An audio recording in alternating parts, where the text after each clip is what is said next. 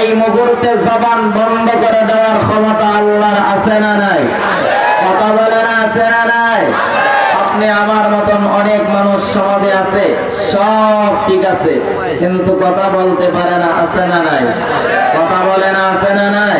তাহলে আপনাকে আমাকে জবান দেয়া কথা বলার শক্তি দিয়েছেন তিনি কে? খালাকাল ইনসানা আল্লামাহুল বায়ান।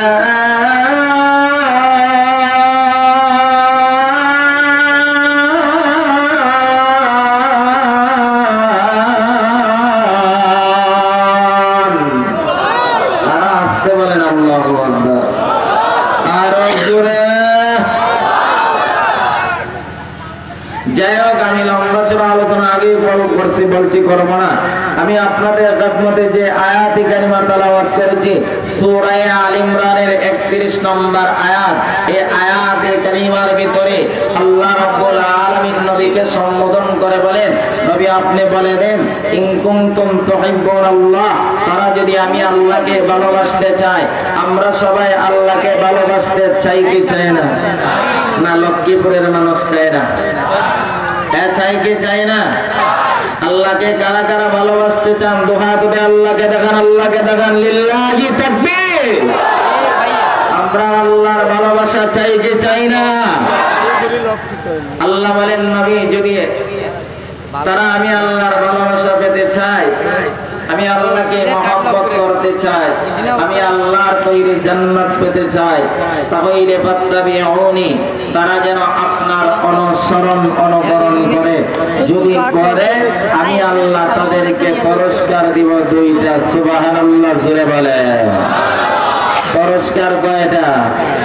হ্যাঁ মুসলমান আওয়াজে বলেন পুরস্কার কয়টা? এখন মুসলমানের আওয়াজে কথা বলতে হবে। এখন আমরা বিড়ালের বাচ্চা নয়, সিংহের বাচ্চা। কথা বলেন না কেন? কথা বলেন ঠিক কিনা বলেন? যুবক ভাইরা, এখন যদি কোরআনের কথা ইচ্ছা মতো না বলা যায়, আমরা 16 বছর কোরআনের কথা বলতে পারি নাই, আমাদের বাক শক্তিকে বন্ধ করে রাখা হয়েছে। এখন আমরা কোরআনের কথা বলবো। যুবক ভাইদেরকে নিয়ে আজকে আমরা স্বপ্ন দেখতেছি ভবিষ্যতের, কারণ যুগে যুগে ইতিহাস পরিবর্তন করেছে। যুবক ভাইরা, এই বাংলাদেশও স্বাধীন হয়েছে আবু সাইদের রক্তের বিনিময়ে। এই যুব সমাজ তোমরা যদি সুত্রার হয়ে যাও, খোদার কসম করে বলতে পারি বাংলাদেশের নাস্তিক আর মুরতাদরা ইসলাম নিয়ে কথা বলতে পারবে না, ঠিক কিনা বলে? তাহলে ইমানের পাওয়ার বাড়ানোর দরকার আছে না নাই? এখন ঘুমানোর সময় নয়, আর নরম ওয়াজের প্রয়োজন নাই। এখন যুবকদের ইমানকে জাগরণ করার সময়। কথা বলেন না কেন? ঠিক কিনা বলেন? আল্লাহ বলেন নবী তারা যদি আমি আল্লাহকে ভালোবাসতে চাই, পৃথিবীর প্রত্যেকটা মানুষ আল্লাহকে ভালোবাসতে চায়। যারা মূর্তি পূজা করে তাদেরকেও জিজ্ঞাসা করলে বলবেন যে আমরা আল্লাহর ভালোবাসা পাওয়ার জন্য মূর্তি পূজা করি। যারা গাছের পূজা করে তাদেরকেও যদি আপনি বলেন, তারাও বলবে যে আমরা গাছের পূজা করি আল্লাহকে পাওয়ার জন্য। যারা চন্দ্রের পূজা করে, যারা সূর্যের পূজা করে, যারা পীর পূজা করে, পীর পূজা আপনাদের এলাকাতে আছে না নাই? কথা বলে না আছে না নাই? ইসলামের প্রতি বেঈমান কাফেররা যতটুকু করেছে তার চাইতে করেছে কবর পূজা আর পীর পূজারীরা। কথা বলেন না কেন? ঠিক কিনা বলেন? আমরা হক্কানি পীরদের বিরুদ্ধে নয়, তবে ভণ্ডদের বিরুদ্ধে, যারা আমাদের ঈমান আর আকীদা নষ্ট করে। ঠিক কিনা বলেন?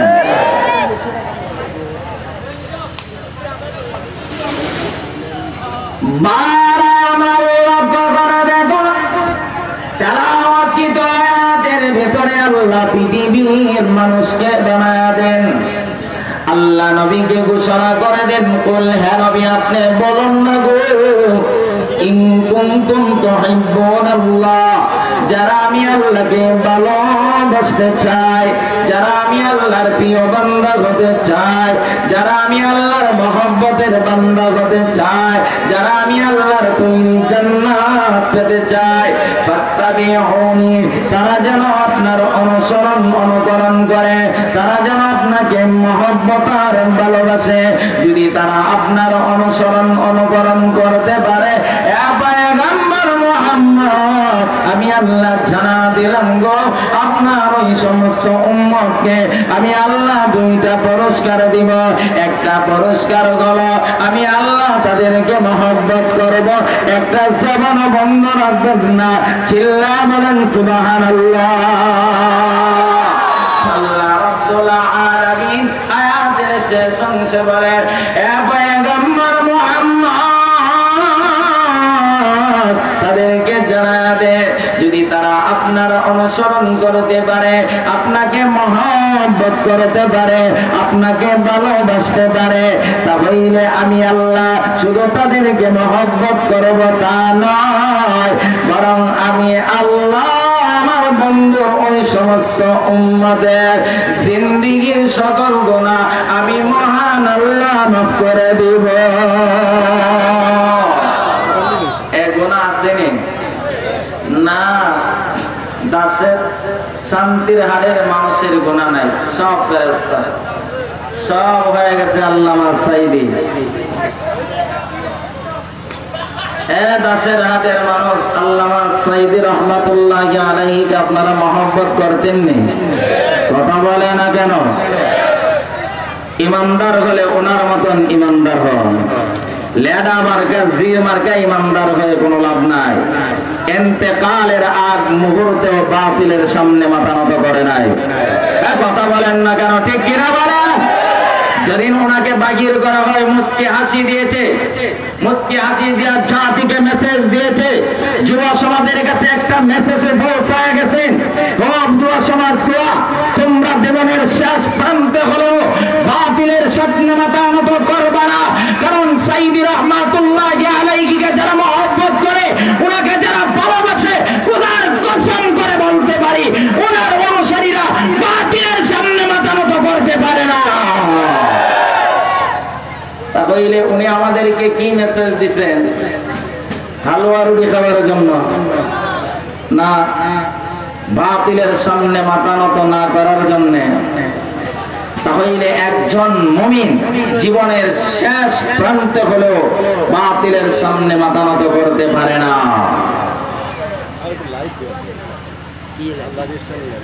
বারামার আল্লাহ রাব্বুল আলামিন বলেন, পয়গম্বর মুহাম্মদ আপনি জানাইয়া দেন, যারা আমি আল্লাহকে ভালোবাসতে চাই, আমি আপনাদের কাছে জানতে চাই আমরা আল্লাহকে ভালোবাসতে চাই কি চাই না? আল্লাহরে ভালোবাসতে চান না সবাই? কথা বলেন না কেন? চান কি চান না? তাহলে আল্লাহর ভালোবাসা পাইতে হলে আল্লাহর প্রত্যেকটা বিধান মানতে হবে কি হবে না? আল্লাহর বিধান মানা মানি গেল আল্লাহকে ভালোবাসা। মুখে আপনি ভালোবাসার স্লোগান দিতে পারেন, কিন্তু আল্লাহর বিধান মানেন না, এমন ভালোবাসা কোনো দরকার।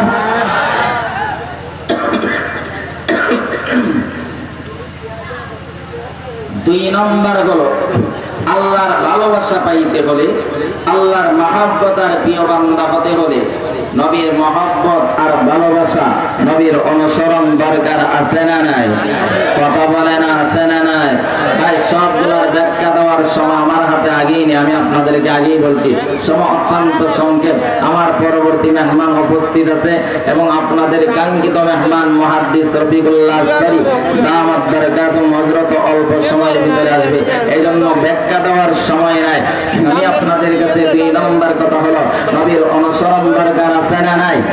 নবীকে মহব্বত করার দরকার আছে না নাই? নবীর বিরুদ্ধে কথা বললে প্রতিবাদ করার দরকার আছে না নাই? যুব সমাজ আছে না নাই? আছে না নাই? আল্লাহর পয়গম্বর দু জাহানের বাদশা নবী আজকের এই শান্তির হাট সম্মেলন থেকে আমি শত মানুষের সামনে একটা ঘোষণা দিতে চাই, বিশেষ করে যুব সমাজকে জানা দিতে চাই। সে যুব সমাজগুলা বাংলাদেশ স্বাধীন হয়েছে এবং স্বাধীনের পরেও যদি বাংলাদেশের কোন নাস্তিক আর মুরতাদ, কোন বেঈমান আর কুলাঙ্গার আল্লাহর পরে যেই নবীর মর্যাদা, যেই নবী আমার দুনিয়াতেও প্রয়োজন, যেই নবী আমার পরকালেও প্রয়োজন, এমন নবীকে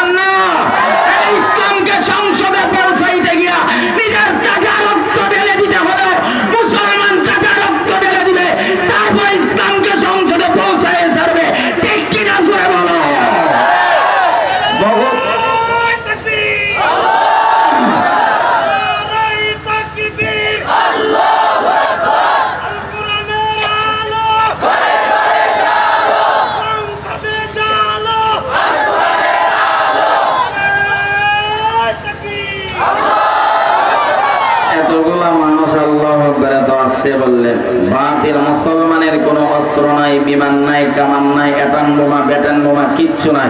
মুসলমানের হাতিয়ার হলো আল্লাহু আকবার। কথা বলেন না কেন, ঠিক কিনা বলেন? বাতিলরা মুসলমানের অস্ত্র শস্ত্র এইগুলাকে ভয় পায় না, বাতিলরা মুসলমানের আল্লাহু আকবারকে ভয় পায়, ঠিক কিনা বলেন? আল্লাহু আকবারের পাওয়ার আছে না নাই? কথা বলেন না কেন, আছে না নাই? আপনার নবী, আমার নবী, দু জাহানের বাদশা নবী, রহমতে আলম নবী সফর করে ক্লান্ত শরীর নিয়ে একটা গাছের নিচে নবীজি ঘুমন্ত, তরবারিটা গাছের উপর ঝুলন্ত, পয়গম্বর মাথার নিচে ইট দিয়া ঘুমায়। আমাদের কিছু মৌলবী আছে, এই কথাগুলা ভালো করে শুনবেন। আমরা শুধু নবী পেটের মধ্যে পাথর বাঁধছে এই ওয়াজটা পাবলিকের কাছে বেশি বলি, আর নবী যে রাষ্ট্রনায়ক ছিল এইটা আর বলি না। নবী যে পেটের মধ্যে পাথর বাঁধছে দিন প্রচার করতে গিয়া এই ওয়াজ আমরা পাবলিকের সামনে বেশি বলি, আর আমার নবী যে রাষ্ট্রনায়ক ছিল সেইটা পাবলিকের সামনে বলা হয় না, ঠিক কিনা বলেন? পয়গম্বর গাছের নিচে ঘুমন্ত। এই রাস্তা দিয়ে এক ইহুদি যায়। ইহুদিরা মুসলমানের দুশমন না বন্ধু? কথা বলেন না ভাই, আমার দিকে তাকান ভাই। ইহুদিরা মুসলমানের বন্ধু না দুশমন? সবাই বলেন বন্ধু না দুশমন? ইয়া আইয়ুহাল্লাযীনা আমানু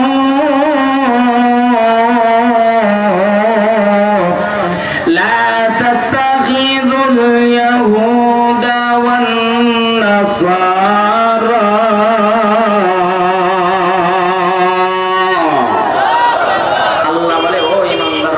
তোমরা দুই জাতির সাথে বন্ধুত্ব করিও না, একটা হলো ইহুদি আর একটা হলো নাসারা। আর আজকে মুসলমানের সন্তানরা সবচাইতে বেশি কৃষ্টি কালচার আদর্শ একমাত্র মুসলমানের সন্তানরাই ইহুদি খ্রিস্টানদের আদর্শ গ্রহণ করেছে। এবার ইহুদি যায়, ইহুদি এবার টার্গেট যে মোহাম্মদের এতদিন একা পাইছি, এবার মোহাম্মদকে শেষ করে দিব। নাউজুবিল্লাহ। আপনাদের এলাকা থাকলে বলেন নাউজুবিল্লাহ। নবীর হেফাজতের দায়িত্ব কার হাতে? নবীর হেফাজতের দায়িত্ব কার হাতে? সবাই জবানটা খুলেন না ভাই, কার হাতে? কার হাতে? ইয়া আইয়ুহান নাবিয়্যু হাসবুকা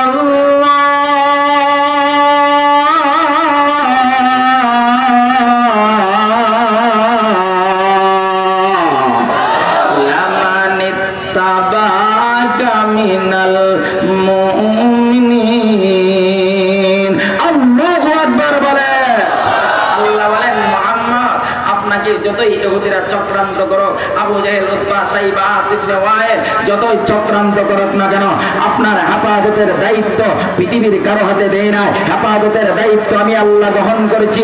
এ মুহাম্মদ, ইন্না নাহনু নাযালনা যিকরা ওয়া ইন্না লাহু লাহাফিজুন, কোরআন আমি আল্লাহ নাযিল করেছি, হেফাজতের দায়িত্ব আমি আল্লাহ গ্রহণ করেছি। এই জন্য যুগে যুগে কোরআনকে মানচিত্র থেকে মুছে দেওয়ার জন্য চক্রান্ত করা হয়েছে। আবু জাহেল কোরআনকে মিটিয়ে দেওয়ার চক্রান্ত কম করে নাই, আবু লাহাব কম করে নাই, উতবা, সাইবা, আসিফ ইবনে ওয়াইল কম করে নাই, ইহুদি খ্রিস্টানরা তারা কম করে নাই। 16 বছর জালিম সরকার শেখ হাসিনার গোষ্ঠীগুলা কোরআনকে মিটিয়ে দেওয়ার চক্রান্ত কম করে নাই। কোরআন ছিল, কোরআন আছে, যারা মিটিয়ে দেওয়ার চক্রান্ত করেছে সময়ের ব্যবধানে বরফ দিয়েছে, ঠিক কিনা বলে? কোরআন আছে কি নাই? কথা বলেন না কেন, আছে কি নাই? টাকলা মুরাদ কই? ওই টাকলা মুরাদ কোথায়? সময়ের ব্যবধানে কোরআন নিয়ে চক্রান্ত করে পৃথিবীতে কেউ বাঁচতে পারে নাই, কেউ বাঁচতে পারবেও না ইনশাআল্লাহ। এবার ইহুদি তরবারিটা হাতে নিছেন, লম্বা ঘটনা। তরবারিটা হাতে নিয়ে বলে, ও আব্দুল্লাহর ছেলে মুহাম্মদ, তুমি বলো আমার হাত থেকে তোমাকে কে হেফাজত করবে? সঙ্গে সঙ্গে আমার নবী বললেন, ইহুদি, তোমার হাত থেকে আমার আল্লাহ আমাকে হেফাজত করবে।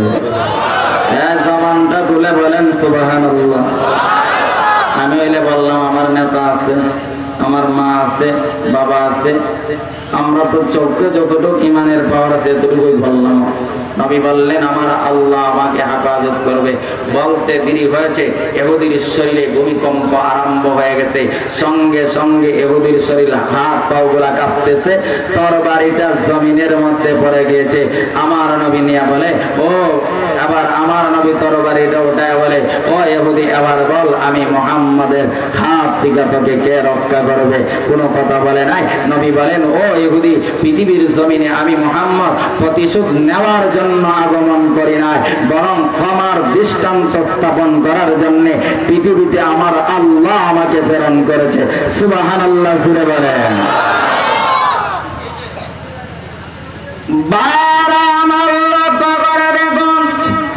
আল্লাহ নবী বিশ্ব নবী রাহমাতুল লিল আলামিনকে সাহাবায়ে কেরামরা কি পরিমাণ মহব্বত করতেন। ইসলামের ঐতিহাসিক যুদ্ধ তাবুকের যুদ্ধে মুসলমানরা খুব কঠিন মুহূর্ত ছিল।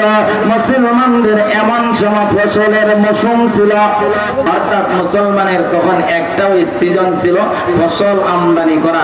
আর ওই মুহূর্তেই তাবুকের যুদ্ধের ঘোষণা হয়ে গেলেন। নবী বললেন সাহাবীরা কে কে তাবুকের যুদ্ধে যাইবা লিস্টিতে নাম উঠাও, যারা যাইতে এবং কে মাল দিয়ে সহযোগিতা করবা লিস্টিতে নাম উঠাও। এখন তো আমাদের সমাজের এক শ্রেণীর মানুষের অবস্থা হলো জিহাদের নাম শুনলে তার শরীরের মধ্যে অ্যালার্জি আরম্ভ হয়ে যায়। কথা বলে না, দিন প্রতিষ্ঠা করার কথা বললে শরীরে অ্যালার্জি আরম্ভ হয়ে যায়। আছে না নাই?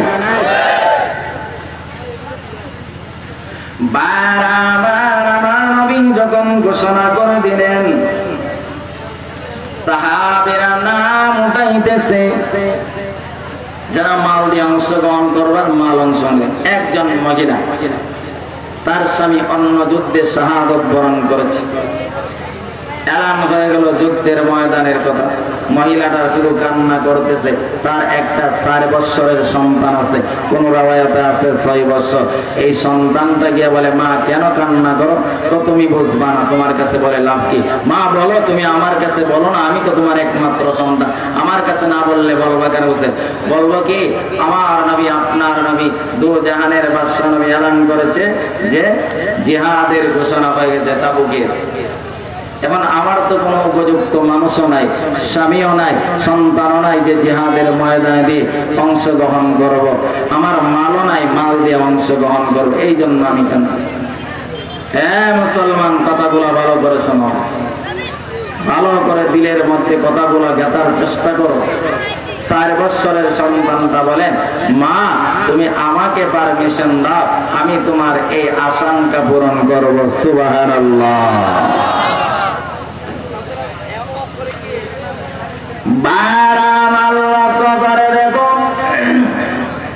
আল্লাহ পয়গম্বর বিশ্ব নবী রাহমাতুল লিল আলামিন যখন তাবুকের যুদ্ধের এলান হয়ে গেলেন, মহিলাটা কাউকে দিয়ে অংশগ্রহণ করতে পারবে এই সমর্থন নাই, মাল দিয়ে অংশগ্রহণ করবে এই সমর্থন নাই।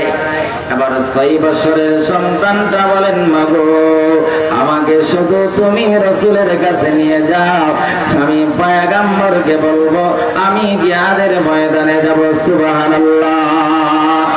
এবার সাহাবীরা লিস্টের মধ্যে নাম উঠাইতেছে।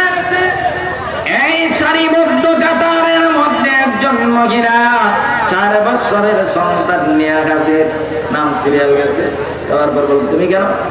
আমার স্বামীও নাই, উপযুক্ত কেউ নাই, তাদেরকে কাউকে দেওয়ার মতন কোনো পরিবেশ নাই, অতএব আমার সন্তানটা নিয়ে আসছি, এই সন্তানটাকে যেন রাসূল কবুল করে। সাহাবীরা বলেন মহিলা তো যুদ্ধের ময়দান নেওয়াই যাবে না, আর এই 4 বছরের সন্তান নিয়ে জিহাদের ময়দানে তারা দেখবো কেন না বেঈমানের সাথে যুদ্ধ করব, এই সন্তান তো কোনো প্রয়োজন নাই। ও মহিলা তুমি ওই সন্তানটাকে রেখে দাও, বড় হলে অন্য যুদ্ধ অংশগ্রহণ করবে। কিন্তু মহিলা নাসরবান্দি এবং সন্তানটাও নাসরবান্দা। সন্তানটা রাসূলকে বলেন পয়গম্বর আমি দেখতে পেরেছি আমার মা যখন চুলার মধ্যে আগুন দেয় আগে মোটা মোটা লাকড়ি দেয় না, আগে পাতলা লাকড়ি দিয়ে আগুন ভালো করে ধরানোর জন্য, ঠিক কিনা? ওই সন্তানটা রাসূলের সাথে যুক্তি দায়ের করতেছে, নবীর সামনে দাঁড়ায় বলতেছে, পয়গম্বর আমার একটা কথা। কি কথা? আমি দেখছি আমার মা চুলার মধ্যে আগে বড়টা দেয় না, ছোট লাকড়ি দেয়। অতএব ওই তাবুকের যুদ্ধের মধ্যে বড় বড় আবু বকর, ওমর, উসমান তাদেরকে সামনে না দিয়ে আমাকে আগে দিবেন, আমি আগে যুদ্ধ করতে করতে শাহাদাত বরণ করে জিহাদের ময়দানের আগুনটা ধরায়া দিব। আর জোরে বলেন সুবহানাল্লাহ। এই যুবকের মতন, এই 6 বছরের সন্তানের মতন আমার সমাজের যুব সমাজ যদি জিহাদের প্রতি স্পৃহা এমন পয়দা হইতো, খোদার কসম বাংলাদেশে কোনো বাতিল কথা বলার শক্তি পাইত না। কিন্তু আমরা তো এটা লালন করতে পারি না।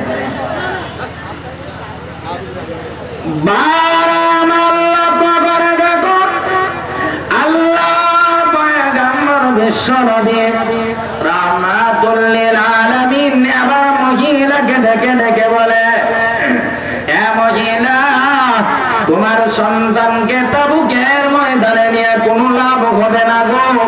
তোমার সন্তান তো বেঈমানের বিরুদ্ধে ঢাল ধরতে পারবে না, অস্ত্র ধরতে পারবে না, তাহলে তোমার এই সন্তানকে নিয়ে কি করব? এবার মহিলাটা ডেকে ডেকে বলে, এ পয়গম্বর মুহাম্মদ, ওই বেঈমান কাফেররা যখন আপনাকে আঘাত করবে, আপনাকে তীর মারবে, যখন ডান দিক দিয়া তীর মারবে গো, ডানের প্রয়োজন আমার সন্তানকে ডাল হিসাবে ব্যবহার করবে, যাতে করে একটা তীর আপনার শরীরে না লাগে, সবগুলো আমার সন্তানের শরীরে লাগে। পয়গম্বর, যখন সামন দিক দিয়া তারা তীর মারবে, আপনি আমার সন্তানটাকে সামন দিক দিয়া ধরে রাখবেন, পিছন দিক দিয়া মারবে, পিছন দিক দিয়া ধরে রাখবেন, বাম দিক দিয়া মারবে, বাম দিয়া মারবে, যাতে করে সব তীরগুলা আমার সন্তানের শরীরের মধ্যে পড়ে। তারপর একটা তীর যেন আপনার গায়ে না পড়ে গো। আপনার গায়ে যদি তীর পড়ে গো, আর আমি মহিলা এখনো যদি পৃথিবী থাকে, তাহলে কিয়ামতের কঠিন ময়দানে আমি মহিলা আল্লাহর আদালতে দাঁড়াইতে পারবো না, আশিকে রাসূল হইয়া দাঁড়াইতে পারবো না। জোরে বলেন না সুবহানাল্লাহ। মহিলাটা কেমন বলতেছে, ডান দিক দিয়া তীর মারলে আপনি আমার সন্তান এইভাবে ধরে রাখবেন, সব তীর আমার সন্তানের উপর পড়বে, তারপরে আপনার তীর না পড়ে।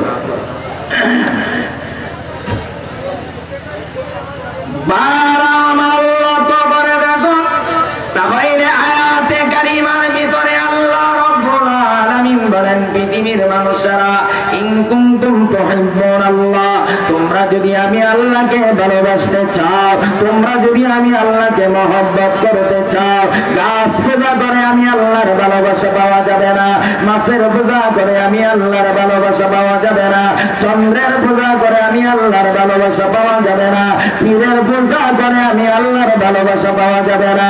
এ পৃথিবীর মানুষেরা, ফাত্তাবিউনি, তোমরা আমার নবী অনুসরণ অনুকরণ করবা। এ শান্তির হাটের মুসলমান, তোমাকে আল্লাহ, আমাকে আল্লাহ এমন একজন পয়গম্বর দিয়েছেন, যেই নবী দুনিয়াতে উম্মতি, পরকালেও আমার নবী উম্মতি। আমার নবী দুনিয়াতে রুকু অবস্থায় উম্মতি, দাঁড়ানো অবস্থায় উম্মতি, কিয়ামতের কঠিন ময়দানে নবী সাজদায় পড়ে শুধু আল্লাহর কাছে উম্মতি উম্মতি বলে দরখাস্ত করবে। একটা জবান বন্ধ রাখবেন না, চিল্লায়া বলেন সুবহানাল্লাহ। ও শান্তির হাটের মুসলমান, লক্ষ্মীপুরের মুসলমান, কথাগুলো ভালো করে শোনো। হাদিসের একটা ঘটনা, কিয়ামতের কঠিন ময়দানে তোমার মতন আমার মতন নাফরমানকে ফেরেশতারা শিকল লাগাইয়া জাহান্নামের দিকে টেনে নিয়ে যাবে, জাহান্নামের দিকে টেনে নেওয়া যাবে। এমন সময় পয়গম্বর হাসরের মাঠে, এবার আদম সফিউল্লাহ কিয়ামতের কঠিন ময়দানে বলবে, এ পয়গম্বর মুহাম্মদ, তাকাইয়া দেখেন না গো, আপনার উম্মতকে ফেরেশতারা শিকল লাগাইয়া জাহান্নামের দিকে নিয়ে যায়, টেনে নিয়ে যায়। তোমার মতন আমার মতন নাফরমানগুলোকে ফেরেশতারা শিকল লাগাইয়া জাহান্নামের দিকে টেনে নিয়ে যাবে। সেমন সময় আদম সফিউল্লাহ আমার নবীকে বলবে, পয়গম্বর আমার, আপনার উম্মতকে জাহান্নামে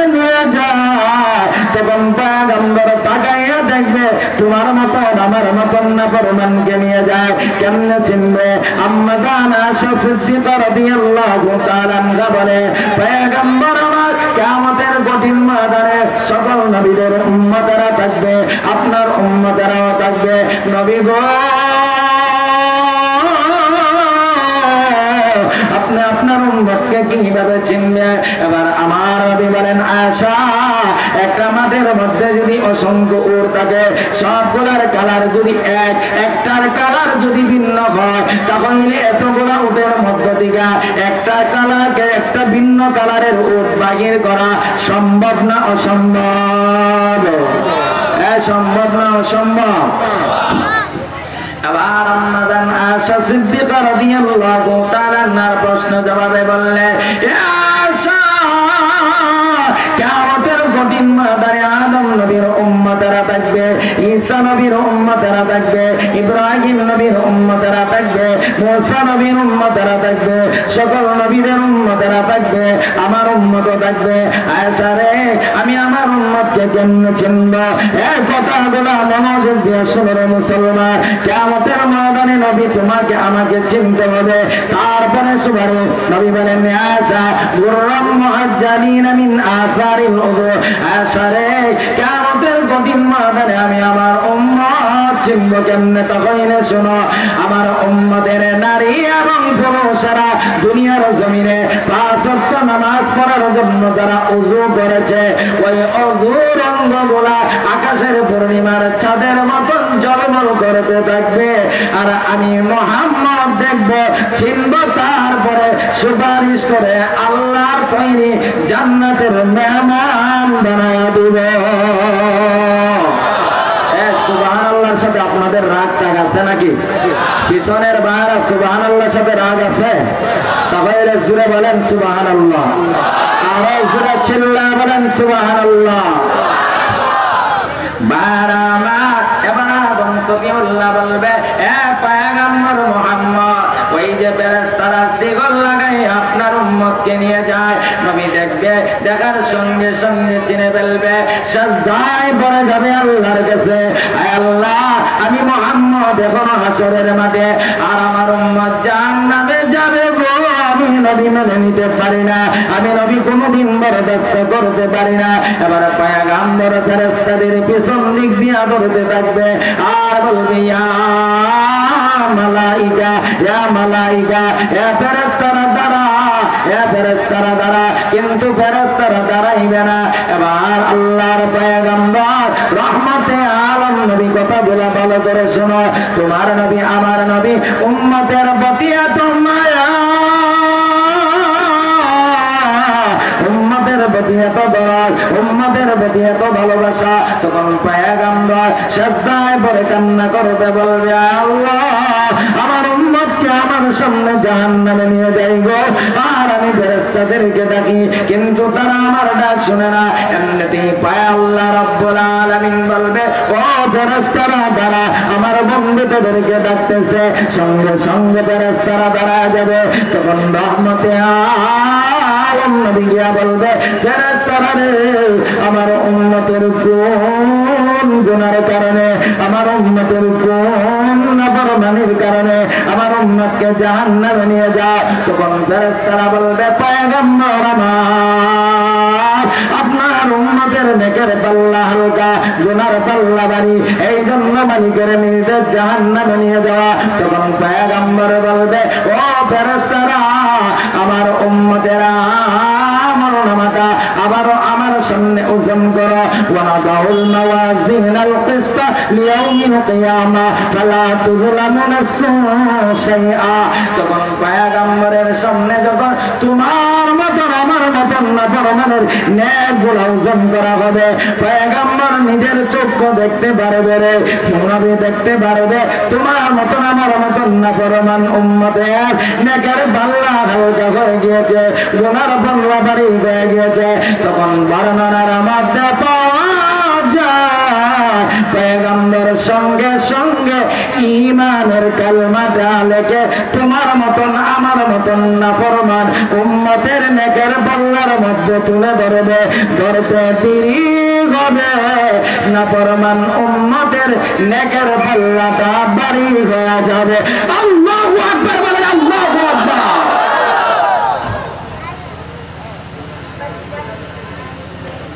বলেন এই কঠিন মুহূর্তে যখন ফায়সালা হয়ে গেছে জাহান্নামে যাওয়া, তবে আবার বলবে আমার সামনে মিজান পায়। তাহলে আমি আপনাদের কাছে জানতে চাই, ওই কঠিন মুহূর্তে যিনি আপনাকে আমাকে অনুগ্রহ করবে, দয়া করবে, মহব্বত করবে, এমন নবীকে কেউ গালি দিলে মেনে নেওয়া যায়? যুব সমাজ কথা বলে করে বুঝো, যেই নবী দুনিয়াতে আসার পর আল্লাহর কাছে উম্মতি, যেই নবী সাজদাতে উম্মতি, যেই নবী রুকু অবস্থায় উম্মতি, যেই নবী দাঁড়ানো অবস্থায় উম্মতি, যেই নবী দাঁড়ানো বসা অবস্থায় উম্মতি, যেই নবী শোয়া অবস্থায় উম্মতি, যেই নবী ইন্তেকালের আগ মুহূর্তে উম্মতি, যেই নবী এখনো উম্মতি, যেই নবী কিয়ামতের কঠিন ময়দানে উম্মতি, এমন নবীকে নিয়ে যদি বাংলার জমিনে কোন নাস্তিকার বলবা, কোন বেঈমান আর কুলাঙ্গার নবীর বিরুদ্ধে কথা বলে, নবীর পক্ষে থাকা যদি নিজের জীবন